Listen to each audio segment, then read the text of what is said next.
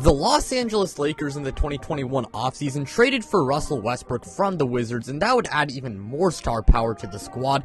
And keep in mind, they already had LeBron James and Anthony Davis, and many people viewed them as a super team heading into the year and believed that they were a lock to make the finals. However, just 30 or so games into the year, this team is shaky as hell, and they've looked nothing like a contender. So, what exactly is going on with them, and how can they solve their problems? Before we get this video started though, please make sure to hit that like button if you enjoyed, as it really does help out the channel, and also make sure to subscribe if you guys are new and you guys enjoy this type of content, so you don't miss out on any new videos like this. Plus, I'm trying to hit 1,000 subscribers, and once we hit our goal, I am finally going to do a face reveal. But with that being said, let's go ahead and let's get this video started. Now, the first problem I'm going to talk about that was really more of an issue in the beginning of the year was LeBron James' health. LeBron James, to start out the year, missed several games, and I mean, that's really an issue you cannot blame the Lakers for. Injuries will happen, and of course a team will do worse without their best player, especially when you take into account that best player happens to be a top 3 to 5 player in basketball, and especially when you take into account how much the Lakers rely on LeBron James. Now, thankfully for Lakers and LeBron James fans, LeBron James, I mean, he's definitely done a better job as the season's gone on when it comes to staying on the court, so that's pretty nice to see. Now, the second problem with the Lakers has to do with Anthony Davis and the way he's played. Anthony Davis spent much of last season injured, and obviously he had high expectations heading into this year, given the fact that he's typically a top 10 player in the league when he's healthy. However, that has not been the case this year, as he's played pretty poorly this season. Now, he did suffer an injury, and because of that, he has not played ever since. But, I mean, even before his injury, Anthony Davis was not playing well. He lacks physicality in his play, and he way too often settles for mid-range jump shots, even when he has smaller players on him, and he really should try and attack the rim more, and use his size. Not only that, but Anthony Davis has not even been hitting those mid-range J's all year. So I mean, if he was taking them and making them, at least he was making them. But this year, he has just not been hitting those mid-range jump shots, and because of that, his offense, it really just has not exactly been amazing this year. Along with that, his defense this season also hasn't been amazing, which has caused the Lakers defense to regress. Not only that, but I do think he deserves blame for not being able to lead this team to wins when LeBron James is out. When LBJ is out, Anthony Davis is the #1 option, and he needs to step up as that guy, and who can lead this team to wins as a #1 option. Anthony Davis, man, I mean, I really feel like sometimes people just don't hold him accountable when he should be held accountable. This year, simply put, he just hasn't been good. He's been soft, and I really hate to, say, use that word, saying a player's soft and sound like an old head, but, I mean, it's the truth. And Anthony Davis, offensively, I mean, he's been playing very soft, and defensively, he hasn't had the same impact, and also, like, as a leader, when it comes to just stepping up as a #1 option, he hasn't been great at that either. Hopefully, Anthony Davis does pick up his play once he returns from his injury, and maybe, I mean, that time off, let's, I guess, just just improve as a player, but hopefully he improves. But I mean, nonetheless, Anthony Davis, he's been a problem this season. Now, the third issue I want to talk about is Frank Vogel, the head coach of the Lakers. Frank Vogel this year has not been a good head coach, and he's someone that deserves plenty of blame for the Los Angeles Lakers' struggles. Frank is typically known as a defensive-minded head coach who doesn't provide a whole lot to the table on offense. So when his defense isn't exactly good, I mean, he's kind of useless. I mean, he really is kind of useless. That's been the exact case this year, and he's got to be held accountable. Along with that, he's ran a lot of bad rotations. For example, why the hell are guys like DeAndre Jordan sharing the hardwood with Russell Westbrook? And I mean, for some reason, at the beginning of the year, I don't know, Frank Vogel, he was playing DeAndre Jordan a lot of minutes when he really shouldn't. I mean, DeAndre Jordan, if I'm being quite honest, should be like a fringe rotation player. Now, thankfully, DeAndre Jordan got less playing time as the season has gone on, but I mean, that was still bad. And I mean, Frank Vogel is simply, I mean, he just has some bad rotations. And along with that, I don't know why it took so long for the Lakers, to finally start Malik Monk more. I mean, I'm glad that the Lakers are finally starting to, start Malik Monk more, but like, I don't know why it took so long. Frank Vogel, he just has not been that good of a head coach. And I mean, there's even been rumors and reports, stating that the Lakers, they might consider moving on from Frank Vogel after this year. So that definitely tells you something. I mean, hopefully he does improve as a head coach. I mean, he really has to, because if he continues to be a bad head coach, then he may very well be jobless after this year. The next issue I want to talk about is the spacing. The Lakers' floor spacing this year really has not been that good, and it's definitely been a big problem.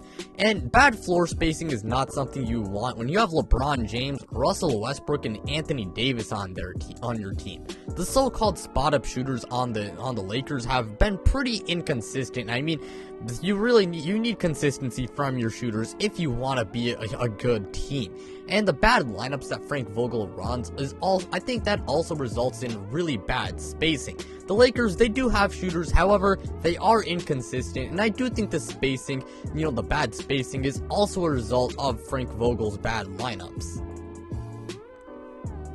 Now, the next issue I want to talk about is Russell Westbrook. Heading into this season, I thought Russell Westbrook had the potential to be a massive problem for the Lakers if they were to ever struggle. And to his credit, he has not been all of the Lakers' issues, but he's still been a problem this year. And I mean, it's really just the typical Russell Westbrook problems. His lack of a jump shot creates a ton of, issues. He does dumb things, turns the ball over, plus sometimes he's pretty stat patty, I cannot lie. And if I'm being honest, Russell Westbrook, I mean, the type of player he is, he really should have a lesser role on the team. And I mean, honestly, the type of player he is, he might fit better as a sixth man. When you got Russ on the floor, you need everyone on your team to be a floor spacer, and that often results in a bad defense. It's okay when reserves are in, but not when starters are in. I mean, I don't know what the Lakers were thinking when they were trading for Russell Westbrook. I mean, if you guys, have watched my channel for a while now,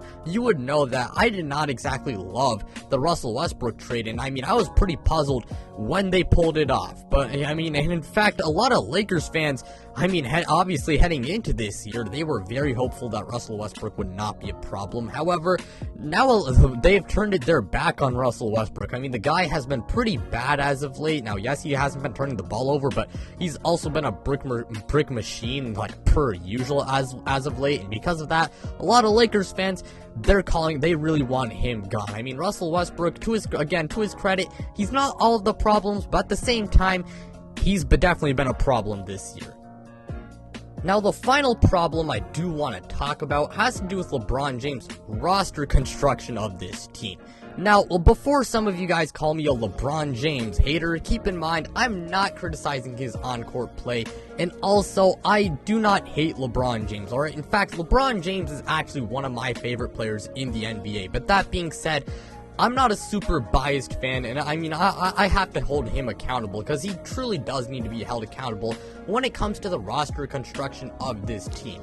I just don't understand why he would trade for Russell Westbrook. I mean, he had a massive part in that trade going down, and I understand if he's good friends with Russ, and I understand if he really wanted to play with Russ, and I understand that they were gonna make promises, to change, and try to make it work.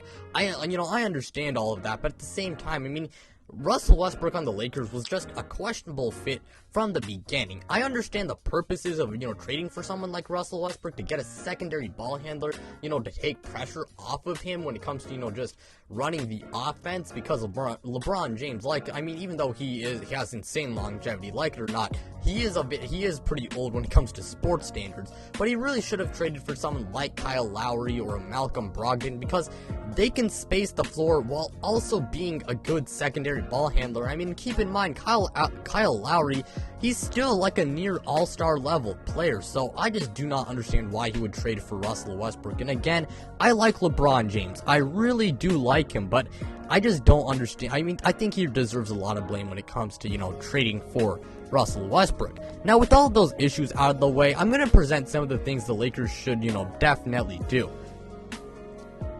For one, I do think they should trade Talen Horton-Tucker. Now, real quick, I am going to go on a bit of a tangent. I do feel kind of bad for Talen Horton-Tucker. I feel like the Lakers media just gave him insane expectations, calling him an all-star. He's going to be a future all-star, superstar, whatever. Like, they absolutely overhyped him. And I mean, to be honest, like, that's why so many people are disappointed with his play. I mean, the Lakers media, they just hyped him up as like the next superstar when that was just really unfair for him. You know, Talen Horton-Tucker, yes, he has decent potential, but he doesn't have like superstar, all-star potential, you know? So I feel bad for Talen Horton-Tucker, but I mean, then again, I do think the Lakers should trade him, not because of those unrealistic expectations the Lakers media gave to him, but mostly because, you know, he's just not the best fit on this team. He's really not much of a floor spacer, and again, when you got LBJ, Russ, and AD, you want floor spacers. So Talen Horton-Tucker, I think he could be good on another team, but I don't think the Lakers are really the place for him anymore. Along with that, if the Lakers can trade Russell Westbrook, I think they definitely should.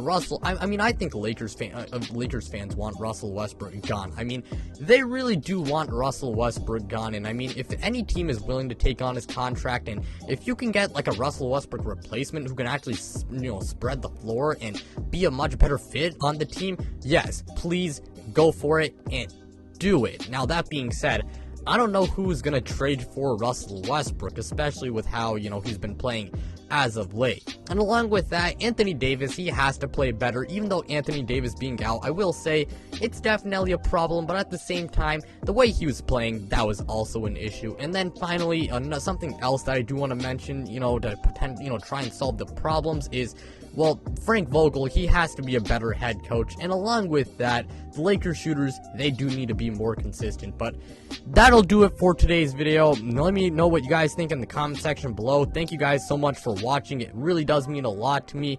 And you guys know what to do. A reminder, like, subscribe, do all of that stuff. And also, 2 quick plugs. 1, check out my Twitter. The link to that is in the description below. And also, 2, check out my podcast. The link to that is in the description below. But without further ado, I'm out, you guys.